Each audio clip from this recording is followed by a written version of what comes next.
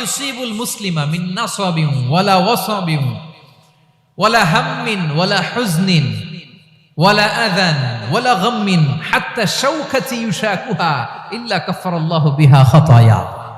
আপনার জীবনে যত দুঃখ, যত যন্ত্রণা, যত টেনশন, যত অ্যাংজাইটি, যত ইনজুরি, এমনকি গোলাপ ফুল পাড়তে যে ওখানে যে কাঁটা বাঁধছে, বরই খেতে যে বরই গাছে ওঠার পর যে একটা কাঁটা বিঁধছে আপনার হাতে, এর কারণে আল্লাহ তাআলা আপনার গুনাহ মাফ করে দেয়। সুবহানাল্লাহ। তাহলে বিপদ আপদ দিয়ে আল্লাহ বান্দার মর্যাদাকে আপগ্রেড করে। বিপদ আপদে ফেলে আল্লাহ তাআলা বান্দার পাপ মোচন করে। বিপদ আপদ দিয়ে আল্লাহ তাআলা বান্দার শাস্তি মওকুফ করে। এমন পাপ করছেন এটার জন্য শাস্তি বরাদ্দ হয়ে গেছে, কিন্তু আল্লাহ তাআলা ওই শাস্তি থেকে মাঝে মাঝে আপনাকে বাঁচাতে চায়, তখন কিছু বিপদ দিয়ে বান্দারে পরীক্ষা করে। উত্তীর্ণ হলেই আল্লাহ তাআলা ওই শাস্তিকে মওকুফ করে দেয়। তাহলে আসুন সামারি করি, পুরো আলোচনাটার সামারি করি।